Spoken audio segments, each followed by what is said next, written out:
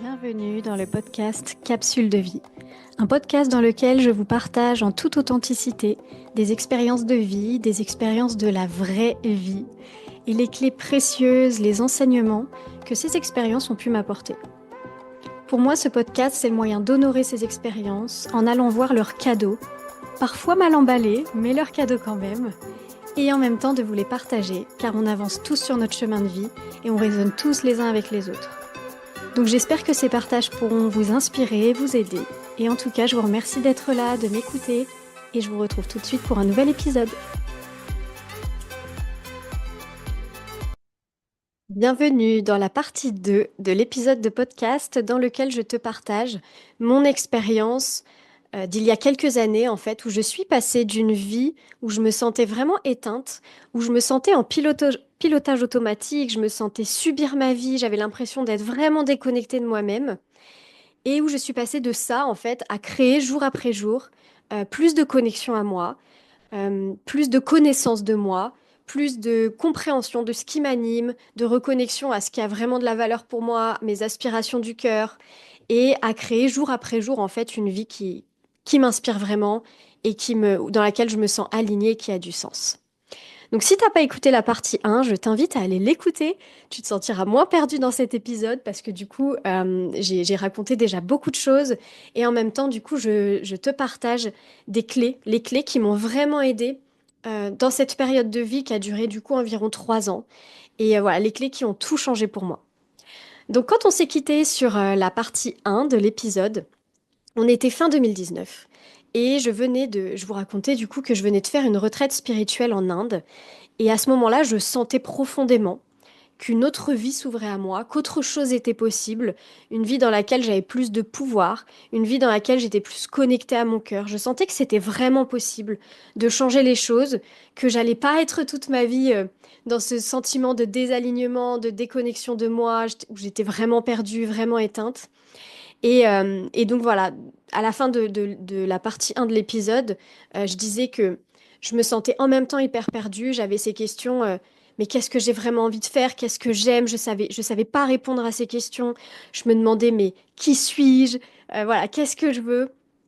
Et en même temps, je sentais au plus profond de moi que j'étais à l'aube vraiment de grands changements et que tout ce que je vivais était parfaitement juste.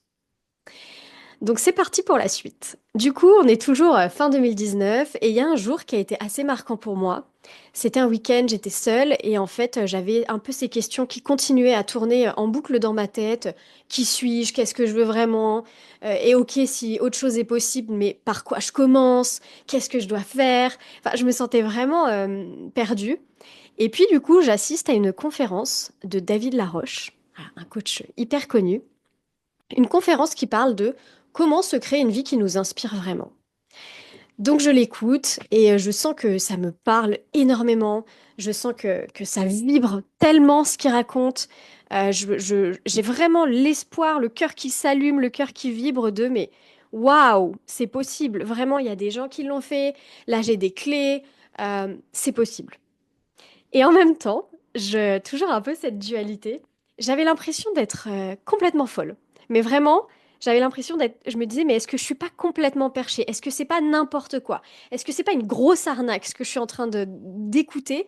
Parce que c'était tellement nouveau, en fait. J'avais jamais vraiment parlé de développement personnel avec quelqu'un. J'avais jamais entendu quelqu'un avoir le discours que ce coach avait. J'avais jamais entendu des histoires, des témoignages de personnes qui étaient passées en fait par ce que je vivais à ce moment-là.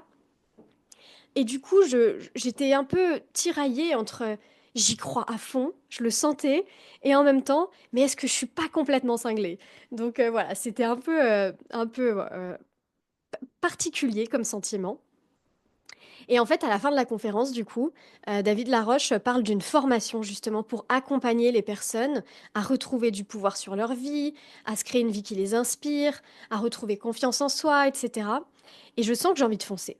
Je sens que vraiment, il y a une part de moi qui a envie de foncer. Et en même temps, la formation, elle coûte 1500 euros.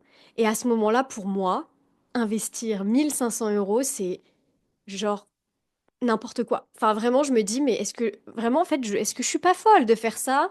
J'ai jamais investi une telle somme. C'était vraiment pour moi complètement fou. Et en même temps, j'avais envie. Bon, du coup, j'écoute ma petite voix et j'y vais, je fonce, j'achète la formation. Et parce qu'en fait, je me dis que je peux pas ne pas essayer. Tout ce qu'avait expliqué ce coach me parlait tellement, je me sentais enfin comprise et en même temps j'avais l'impression de retrouver du pouvoir parce que euh, je me disais il y a d'autres personnes qui ont vécu ça en fait, je suis pas la seule et il y a des solutions. Donc je l'achète et je me dis bah voilà, je préfère franchement limite me faire arnaquer parce que j'avais quand même encore cette petite voix qui me disait eh, ça se trouve tu vas te faire arnaquer nanana. Et en même temps je me dis bah c'est pas grave en fait, je préfère me faire arnaquer que de pas mettre les chances de mon côté. Parce que j'étais franchement dans un tel état de détresse, en fait. Je me sentais tellement perdue. Je me dis, je peux pas ne rien faire, en fait. Voilà, donc j'essaye et on verra. Donc la clé que j'ai envie de partager ici, en fait, c'est que dans ce processus où on reprend conscience de soi, où on se reconnecte à soi, aussi où on a des ouvertures de conscience, bah, on peut se sentir vraiment seul et différent, surtout si on n'est pas entouré de personnes qui pour qui c'est normal de parler de développement personnel ou de se poser des questions, ou si on n'est pas entouré de personnes qui justement ont ce désir d'avoir du pouvoir sur leur vie, bah, on peut se sentir vraiment seul et même voire complètement fou. Et la clé que j'ai envie de donner, c'est ben, même si tu ressens ça en fait, écoute cette petite voix qui te guide, celle qui allume ton cœur, celle qui a de l'espoir, ok, celle qui te donne de l'énergie. Et même si ça paraît fou, bah fonce, écoute-la. En soi, t'as rien à perdre. Donc vas-y. Et aussi de s'entourer de personnes, du coup, d'une communauté, de personnes avec qui on peut parler de ce genre de choses. Ça aide tellement parce que c'est dur de se sentir seul déjà que les processus comme ça d'introspection où on se pose des questions, où on a envie de reprendre du pouvoir sur sa vie, bah, c'est des processus qui nous amènent vraiment à faire face à nos limitations mentales, à nos barrières mentales, à nos peurs, à nos doutes. Et c'est déjà voilà, assez difficile comme processus. Donc s'entourer, c'est une clé juste tellement précieuse et pour moi qui est indispensable, mais vraiment indispensable. Donc ensuite, je commence du coup, fin 2019, cette formation. Et je commence grâce à cette formation à vraiment mettre en lumière ce qui m'anime vraiment. Je commence à retrouver cette sensation de cœur qui s'ouvre, cette motivation. Et vraiment, je mets en lumière des choses qui étaient finalement cachées, que je voyais plus. Par exemple, mes valeurs, ce qui avait vraiment de l'importance pour moi, mes passions, etc. Tout ça revient en surface, donc ça me donne beaucoup d'énergie. Et du coup, voilà, je regarde les vidéos tous les matins. C'est ma petite routine avant d'aller au travail. Dès que je suis en voiture, je mets des vidéos. Et puis dès que je rentre le soir, je fais les exercices. Clairement, j'attends qu'une chose, c'est d'avoir fini ma journée de travail et de rentrer pour faire les exercices de la formation parce que je vois que vraiment ça m'aide, ça me fait poser les bonnes questions et c'est énorme en fait. Donc voilà, le temps passe et je deviens au clair, du coup, sur mes valeurs, sur ce qui est important pour moi, sur ce qui m'anime. Donc cette question de quoi j'ai envie, qu'est-ce qui m'anime vraiment, bah voilà, je commence à avoir vraiment des réponses. J'augmente aussi ma capacité à discerner ce qui relève de mes blessures, de mes conditionnements, de ce qui relève vraiment de ma vérité du cœur. Donc ça, c'est magique parce que je commence à vraiment prendre du recul, à voir quand est-ce que j'agis parce que je suis conditionnée et à voir quand est-ce que j'agis parce que vraiment c'est important pour moi. J'apprends aussi voilà des outils pour dépasser ses peurs, pour gagner en confiance en soi. J'apprends à passer à l'action, à faire des petits pas pour me rapprocher tous les jours d'une nouvelle vie en fait et de plus déjà de connaissance de moi avant tout et ensuite de création dans la matière de ce qui m'anime en fait. Donc ça a été hyper fort, vraiment hyper fort ces mois de formation et c'est d'ailleurs pour ça après quand bah, je suis devenue coach plus tard, petit spoiler, et ben que j'ai le premier programme, le premier accompagnement que j'ai créé, il s'appelle Connaissance de soi. Et il aide justement les personnes à reconnecter à ce qui les anime, à reconnecter à leur essence, à reconnecter à leurs valeurs, à leurs talents, à gagner confiance en elles.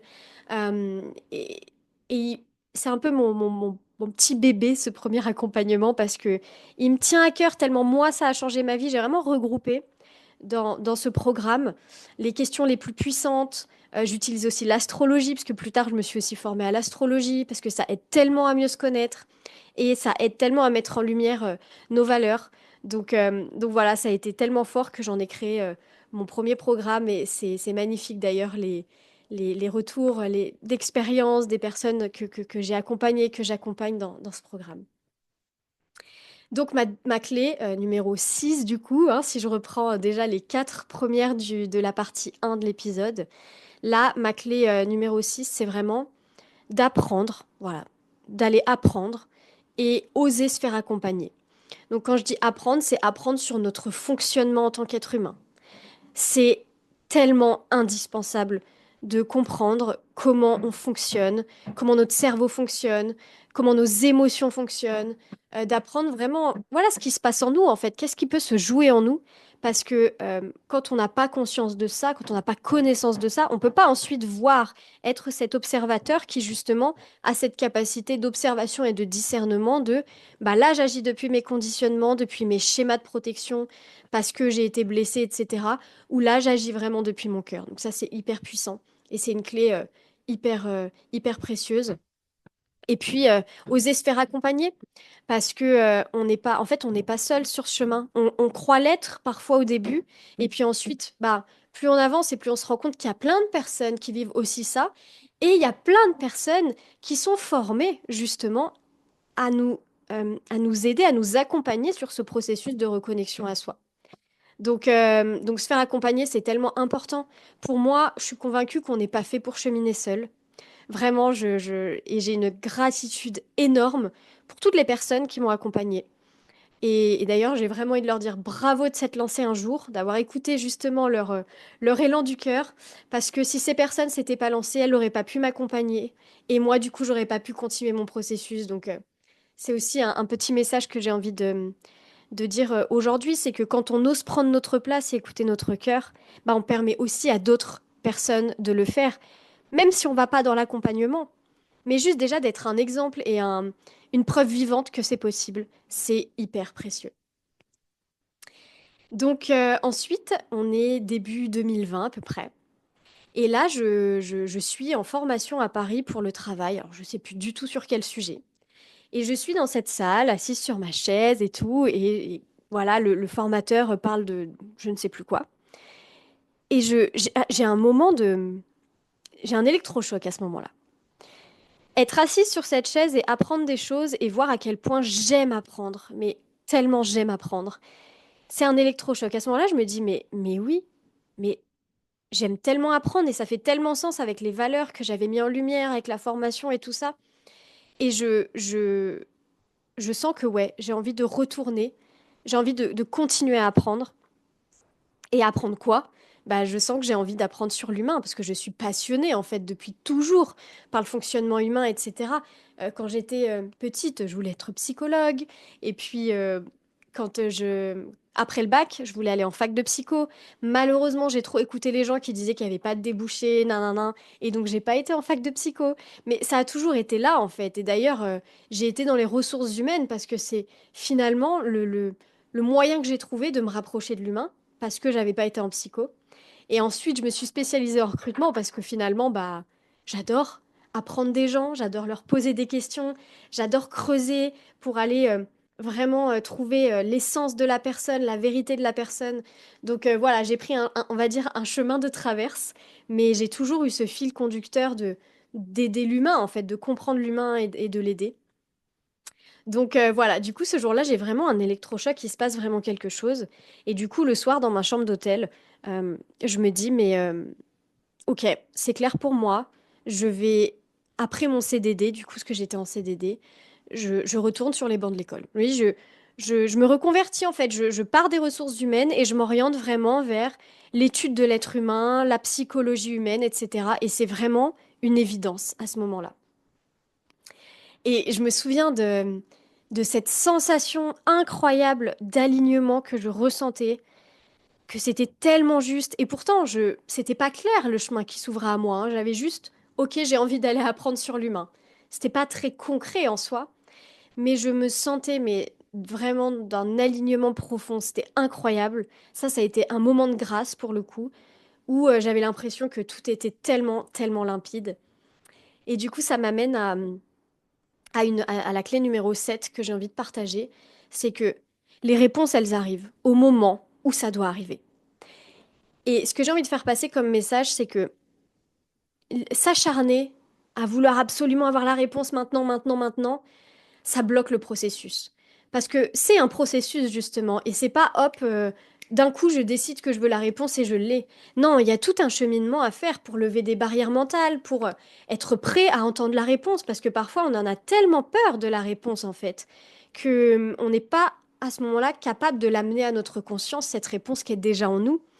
Donc, vraiment cette idée d'avoir confiance dans le processus, confiance dans le fait que au moment où je serai prête, au moment où je serai prêt, euh, j'aurai les réponses. Et ça, c'est quelque chose qui s'est profondément ancré en moi et qui m'a permis par la suite, quand j'ai eu plein d'autres moments d'incertitude, parce que bah voilà, ça fait partie aussi de la vie, de me rappeler, ok, les réponses, elles arriveront au moment venu, quand je serai prête, quand le processus sera mûr, voilà, quand je serai mature pour mettre en conscience cette réponse. Donc voilà, vraiment ne pas bloquer le processus par l'acharnement. Et bien sûr, c'est plus facile à dire qu'à faire. Et si par exemple vous sentez que vous êtes là-dedans, l'idée c'est plutôt d'aller voir à ce moment-là, ok, pourquoi je m'acharne en fait? De quoi j'ai peur? Quelle est cette peur qui fait que je m'acharne comme ça à vouloir avoir la réponse maintenant? Et du coup, ça veut dire qu'à ce moment-là, c'est plus intéressant d'aller voir pourquoi je m'acharne que euh, d'avoir ma réponse, parce que du coup, ça veut dire que déjà, j'ai l'opportunité d'aller me libérer d'une peur qui, aujourd'hui, me se place entre moi et ma réponse. Donc, après ce soir-là où j'acte cette décision, elle est actée en moi, ancrée en moi. Et le lendemain matin, je suis toujours à Paris et j'ai rendez-vous avec ma responsable. Et là, la vie me fait un test incroyable. Je ne m'y attendais pas du tout. J'ai rendez-vous avec ma responsable et là, elle me dit, bah voilà, Cassandra, on est content de ton travail et tout ça et on aimerait te proposer un CDI. Et là, mais vraiment, heureusement que j'étais assise. Et puis, je la regarde et je pense, je sais pas quelle tête j'ai à ce moment-là, mais ça devait être assez drôle à voir. Je pense que j'étais vraiment complètement figée. Et elle me dit, ben, t'as pas l'air très contente. Et je lui dis, ben, je sais pas. Je sais pas, en fait, parce que euh, j'a- j'avais d'autres projets. En fait, j'avais d'autres projets pour après mon CDD. J'ai eu le temps de maturer ma réflexion et tout ça. Et donc, je sais pas si je suis contente. Et je peux pas donner une réponse maintenant. Donc elle est assez surprise parce que en vrai, bon, voilà, je pense que ça ne leur arrive pas souvent, surtout que c'est une grande entreprise avec plein de privilèges, avec plein de choses super et une belle sécurité d'emploi. En plus, elle me dit oui, on a un plan de carrière pour toi et tout ça. Donc je pense vraiment qu'elle est étonnée à ce moment-là, mais moi je suis incapable. Et d'ailleurs, au fond, à ce moment-là, je sens déjà que j'ai envie de dire non, mais en même temps, j'ai un conflit intérieur parce que ce qu'elle me propose, c'est ce que l'ancienne moi, entre guillemets, avait rêvé tout au long de ses études. Euh, c'est ce que, ouais, c'est ce à quoi j'aspirais avant, mais avant, j'avais pas conscience de mes vraies valeurs, en fait. J'avais pas conscience de ce qui m'animait vraiment. J'étais assez en mode robot, en mode conditionné de, ah bah voilà, il faut que j'ai un super job, que je gagne beaucoup d'argent, la sécurité, etc. Mais là, ça ne faisait plus sens, en fait. Donc j'avais quand même ce conflit intérieur de, bah là, j'ai quand même une sécurité de dingue, et en plus, ça arrive le lendemain de ma décision. Est-ce que c'est un signe? J'étais complètement perdue. Et j'ai ce conflit entre la nouvelle moi qui, elle, a qu'une envie, c'est commencer une nouvelle vie, en fait, et créer quelque chose plus en lien avec mes valeurs. Et voilà, du coup, ça a été très, très, très, très, très difficile de prendre la décision.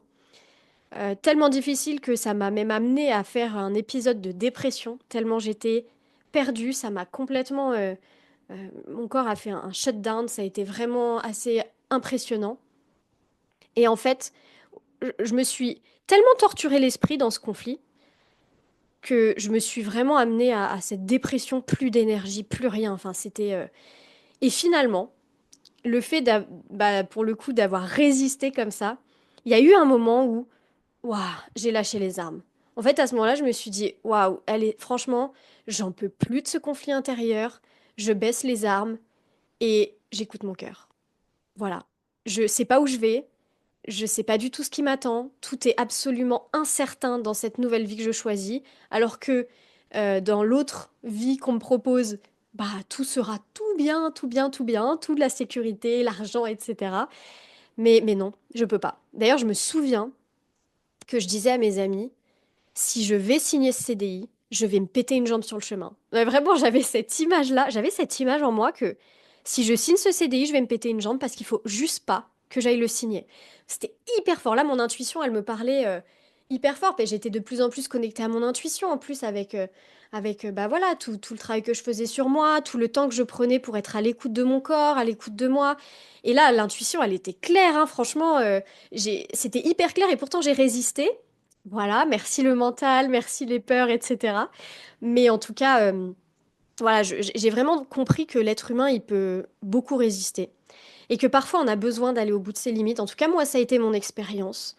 J'ai eu besoin peut-être d'aller au bout de mes limites pour comprendre, pour lâcher en fait, pour apprendre à lâcher prise, parce que j'en pouvais juste plus. J'en pouvais juste plus.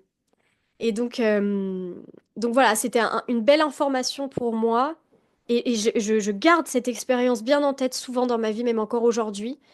Parce que souvent, j'ai encore cette tendance à résister, hein, à ne pas écouter toujours mon intuition parce qu'il y a des peurs, voilà. Et parfois, les peurs, elles peuvent être très puissantes. Et des fois, je me rappelle, je me dis, mais rappelle-toi ce moment-là. En fait, là, tu es en train de résister de la même manière, mais rappelle-toi, tu as suivi ton intuition et tout s'est bien passé. Donc, c'est une expérience vraiment très enrichissante pour moi.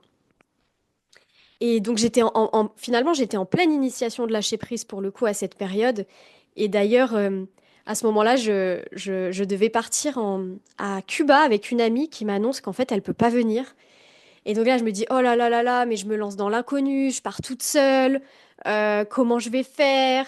Et je me dis, mais en fait, c'est juste parfait. Je suis dans une telle initiation de lâcher prise, de lâcher un peu le mental et d'apprendre à me laisser porter par la vie, par le flot de la vie, par mon cœur que je me dis, ok, Cuba, ça va être aussi une initiation. Et ça l'a été. Je me suis donné le défi de partir sans rien réserver, sans rien programmer, et de me laisser porter. Et ça a été juste magique. Ça m'a permis d'ancrer dans mon corps, dans mes cellules, que je peux faire confiance à la vie. Je peux lâcher mon besoin de tout contrôler, de tout projeter, et je peux me laisser porter. Je suis pas toute seule.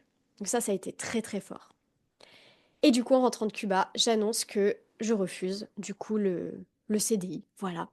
Donc, bah, évidemment, sinon je ne serais pas en train de raconter cette histoire, je pense, si je l'avais acceptée. Donc, la clé ici que j'ai envie de partager, en tout cas moi, qui m'a été vraiment transmise à ce moment-là, c'est qu'en fait, on ne peut pas lutter contre notre vraie nature.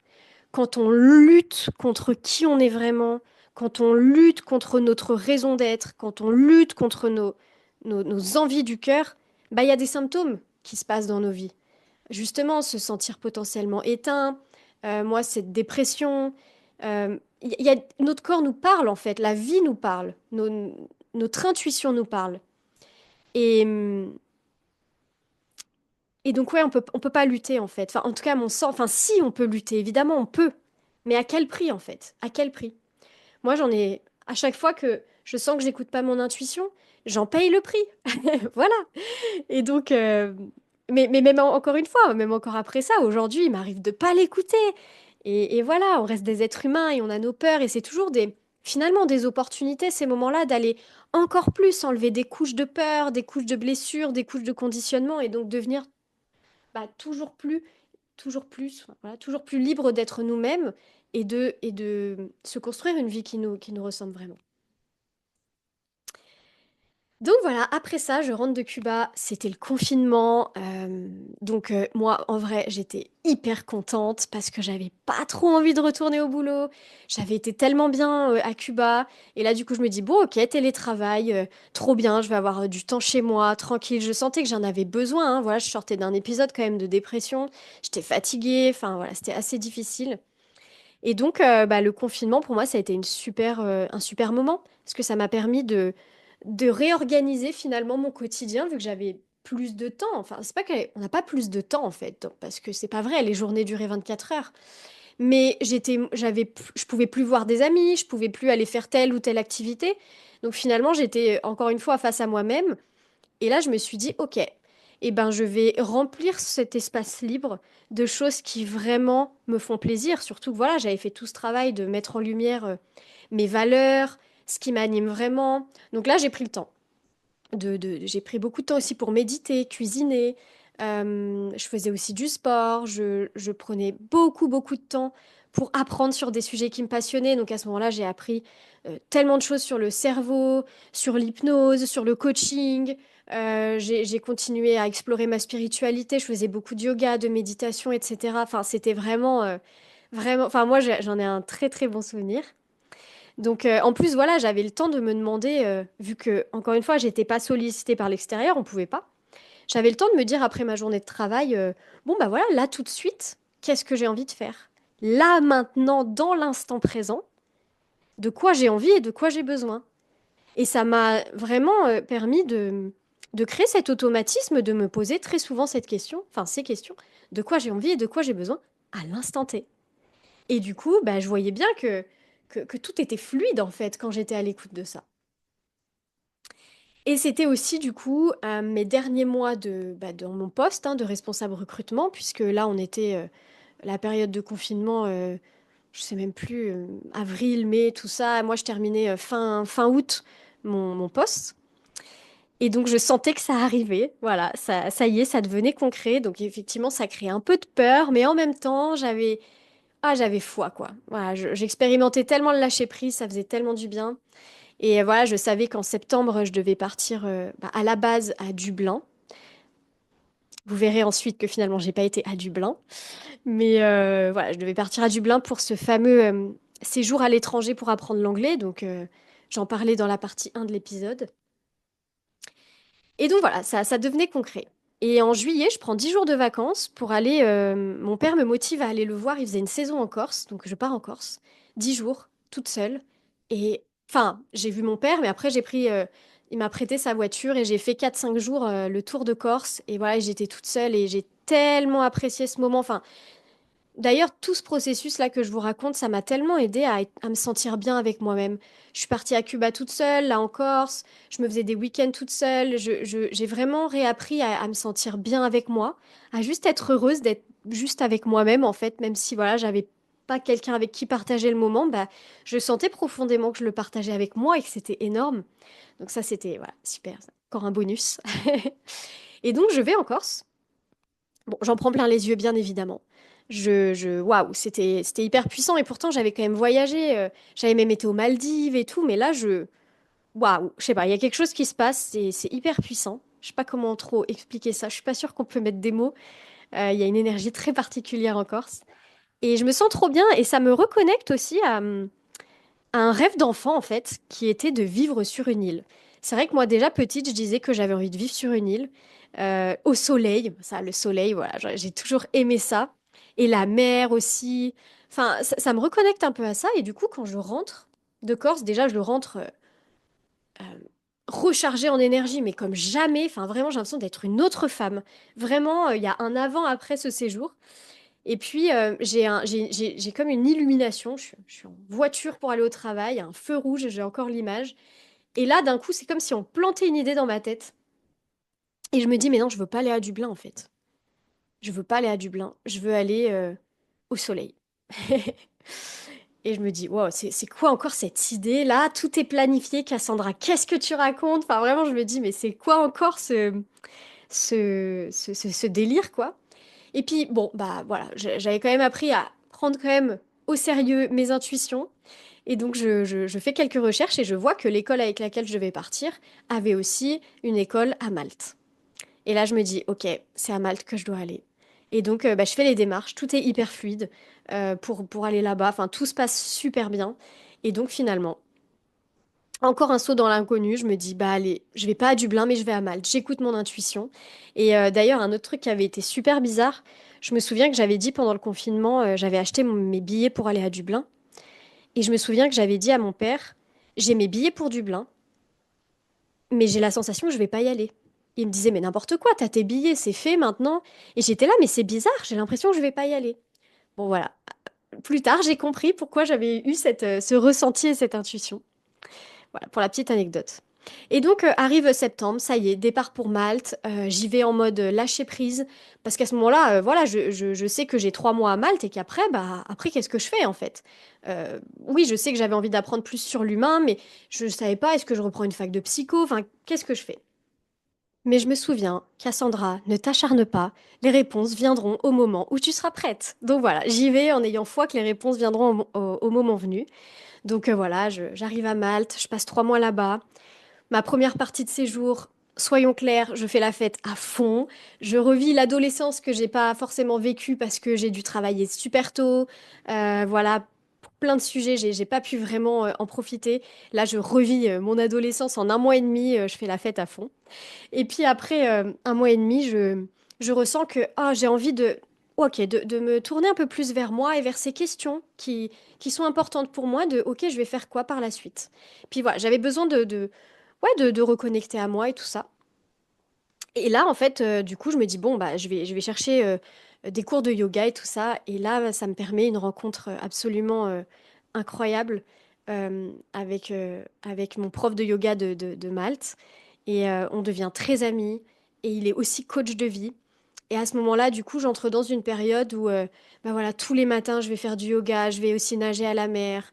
Euh, on parle énormément de spiritualité. Enfin, il est vraiment un guide incroyable à ce moment-là pour moi.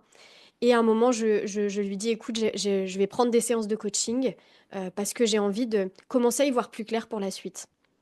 Et donc, je prends des séances de coaching avec lui.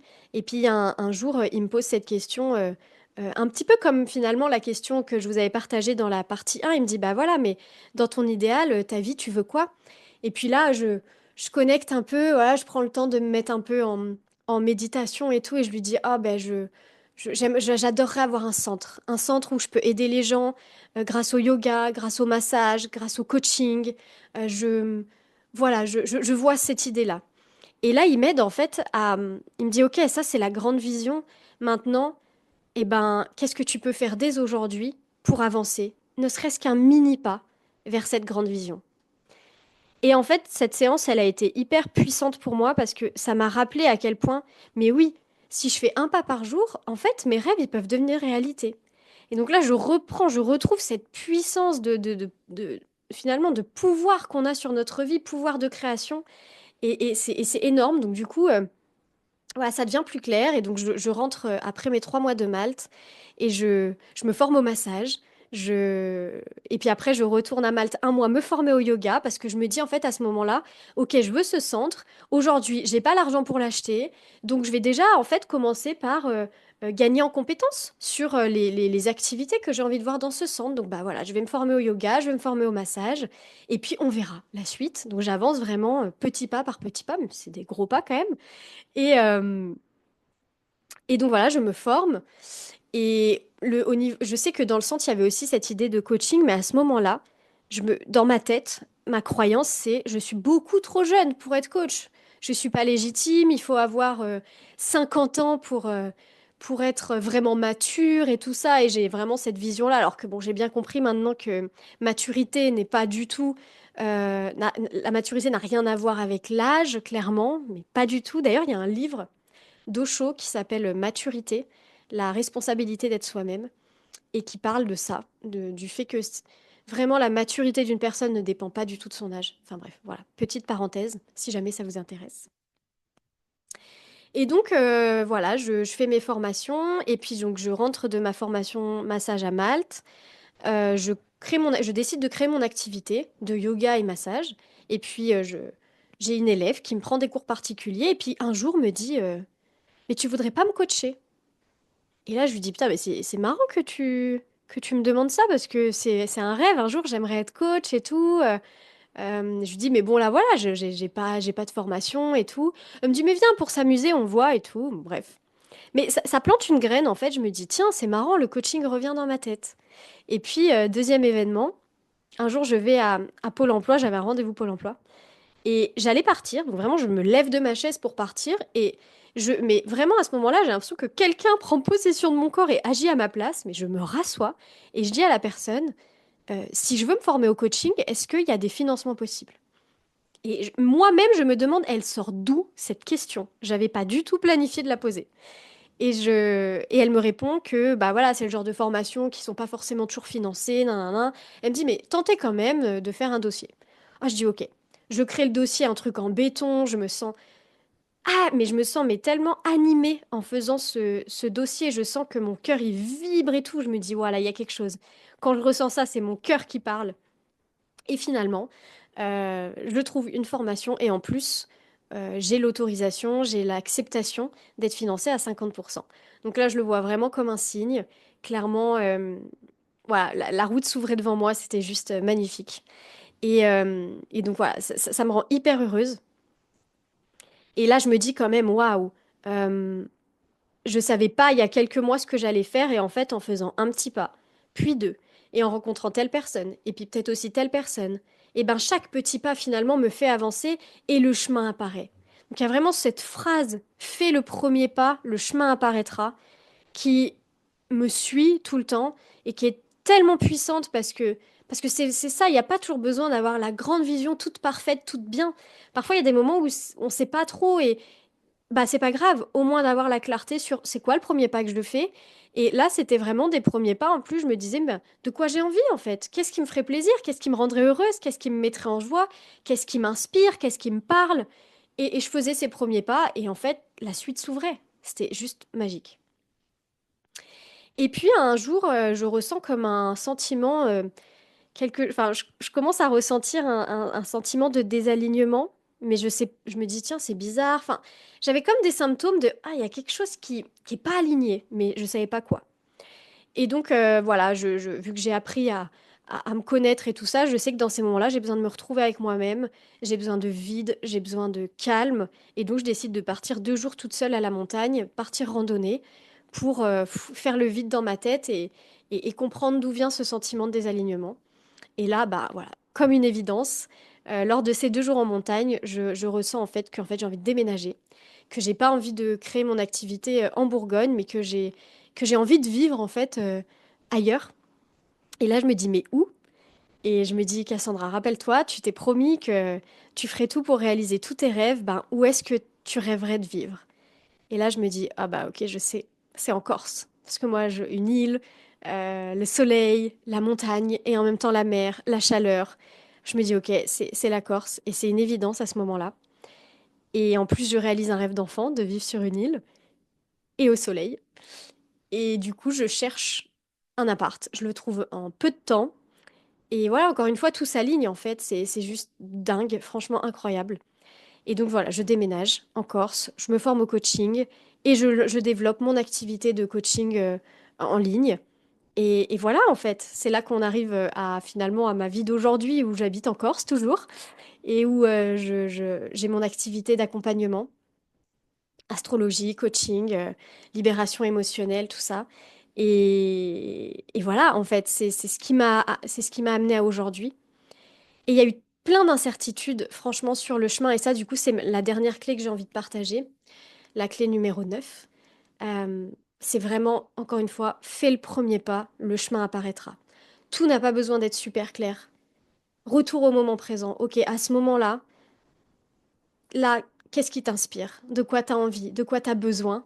Et pas après pas, après pas, après pas. Et vraiment, des fois, c'est des tout mini pas, mais même le premier, il peut être tout minuscule.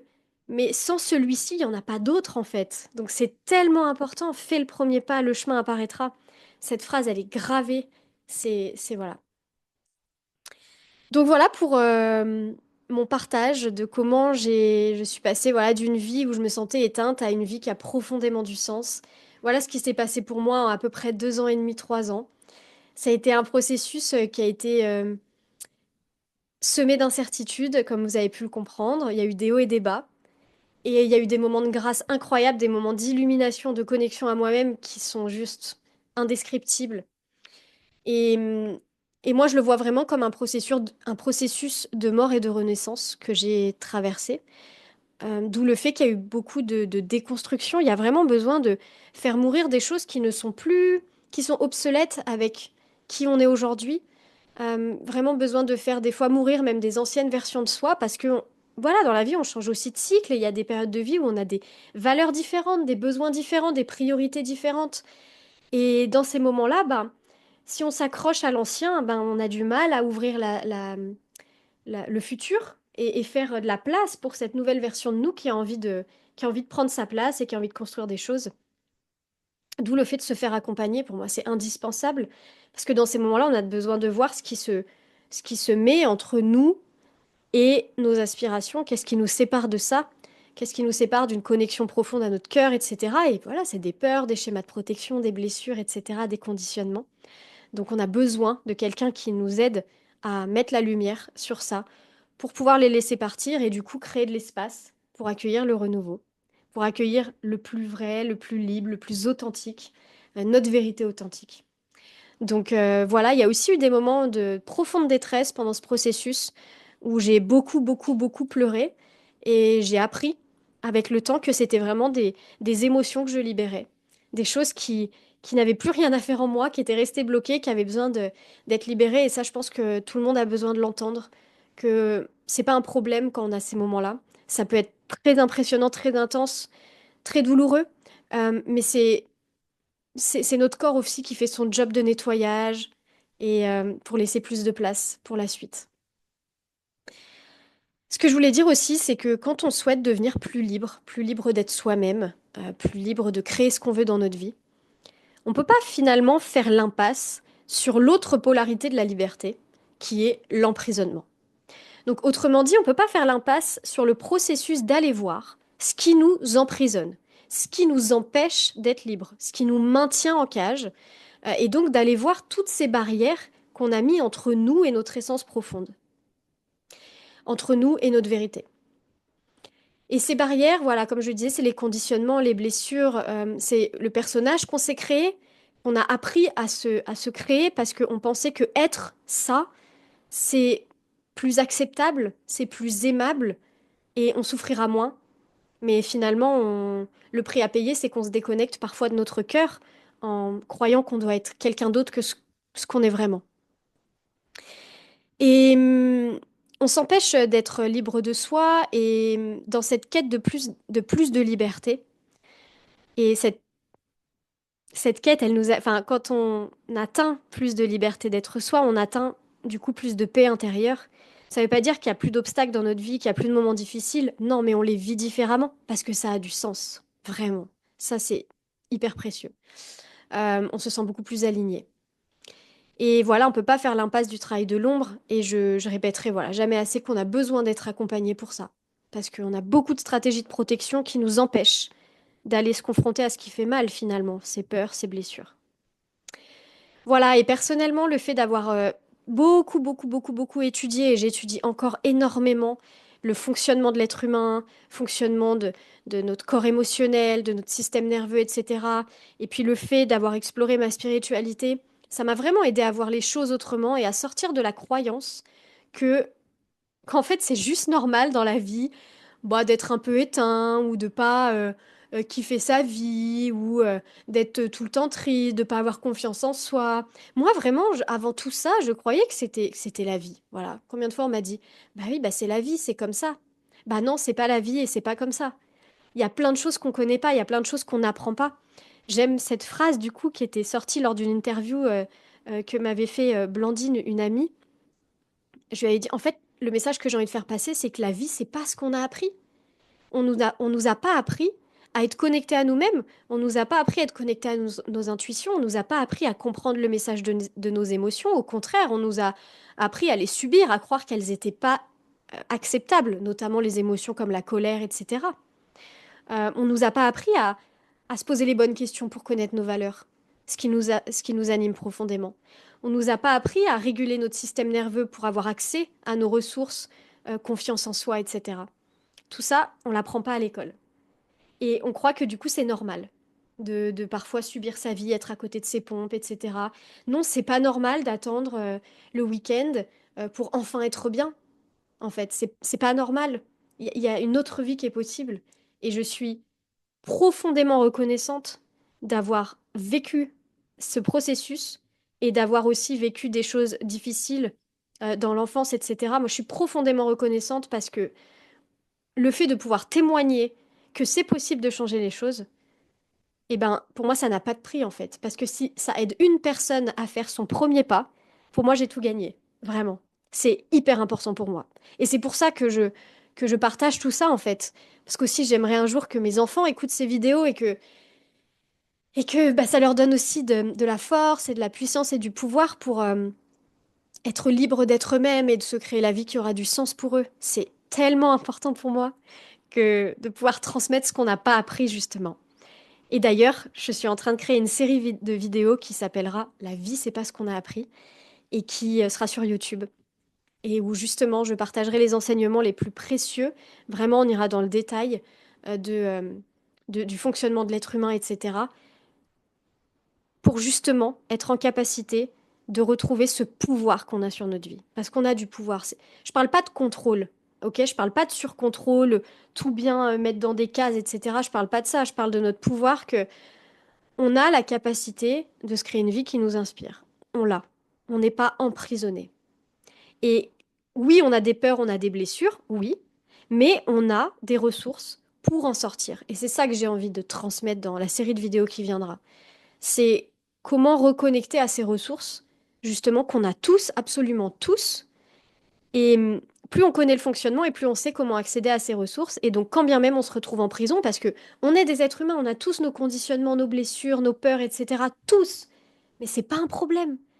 Et c'est pas une fatalité. On a vraiment des ressources en nous. Et je suis convaincue de ça et je l'expérimente chaque jour. Donc, euh, donc voilà pour cet épisode. Je fais un petit récap des clés de l'épisode. La première, c'est vraiment, même si tu as l'impression à un moment d'être fou, folle, d'être différent des autres, si tu te sens bizarre parce que tu te poses des nouvelles questions ou quoi, continue, continue et entoure-toi de personnes qui vibrent avec, enfin, ou qui partagent ce que tu ressens, ce que tu expérimentes, ou qui ont déjà vécu ça. Entoure-toi de personnes à qui ça parle, ce que tu racontes en fait, et pas qui vont te dire que justement, bah, c'est n'importe quoi, bah oui, mais la vie c'est comme ça, enfin voilà. Donc, même si tu te sens bizarre, continue. Continue et entoure-toi. Ensuite, apprends sur ton fonctionnement. Vraiment, apprends sur ton fonctionnement et fais-toi accompagner. On a tellement besoin de quelqu'un qui nous guide. C'est tellement important. Troisième, les réponses à tes questions, elles arriveront si tu te reconnais dans ces questionnements. Qui suis-je? Qu'est-ce que j'ai vraiment envie de faire, etc. Qu'est-ce que je fais là? Qu'est-ce qui m'anime vraiment? Les réponses, elles arriveront. Ok. À partir du moment où tu poses l'intention d'avoir la réponse à tes questions, le processus est lancé. Fais confiance à ce processus. Ok. Donne-toi toutes les ressources que tu peux, donne-toi tout le soutien que tu peux en te faisant accompagner, en t'entourant correctement, etc. Mais les réponses, elles arriveront. Quand? C'est pas en ton pouvoir. Ok. Pas après pas et fais confiance au processus. Ne t'acharne pas, c'est encore plus de pression pour ton système, pour toi, c'est voilà. Et si vraiment il y a de l'acharnement et que c'est incontrôlable, va voir pourquoi tu t'acharnes. Il y a une clé derrière ça, c'est une opportunité de voir ce qui en toi a besoin de s'acharner parce qu'il y a une peur profonde et elle est à voir en fait. Si elle est là, c'est qu'elle t'a servi à un moment. Il va falloir aller lui montrer que maintenant, autre chose est possible. Quatrième, ouais, on peut pas lutter contre sa vraie nature. Ce qu'on ressent, c'est finalement des symptômes précieux et parfaits pour nous rapprocher plus de nous-mêmes. Donc même si ces symptômes que tu ressens, c'est hyper désagréable, que tu crois que tu as un problème, peut-être si tu traverses une dépression ou si tu penses que tu as un problème parce que tu as plein d'émotions, non, ce n'est pas un problème. C'est juste ton intelligence supérieure qui est en train de te dire, va voir, je te guide vers ce que tu as besoin de voir, parce que justement, c'est ça qui te mènera vers plus de liberté d'être toi-même. Voilà. Et la cinquième clé, enfin la cinquième de cette partie et la neuvième de l'épisode au complet, c'est donc fais le premier pas, le chemin apparaîtra. Il n'y a pas de petits pas. Moi, j'aime bien la règle des 1%. On avance 1%, 1%, 1%. On fait en fonction aussi de nos capacités, Il y a des moments où on a moins de capacité, quand on est très fatigué par exemple, donc on va pas faire les mêmes pas quand on est en pleine capacité, qu'on a plein accès à nos ressources, ou des moments où on a moins accès à nos ressources, et c'est normal encore une fois, il n'y a pas à se juger, petit pas par petit pas, ça c'est vraiment une clé précieuse. Voilà, j'en ai terminé avec cette partie 2. J'espère que, voilà, que ça aura pu te peut-être résonner en toi, peut-être t'inspirer, te donner un autre regard sur ce que tu traverses. Voilà, n'hésite pas à me faire un retour, j'en serais vraiment hyper, hyper, hyper contente. Et puis on se retrouve pour un prochain épisode. À bientôt.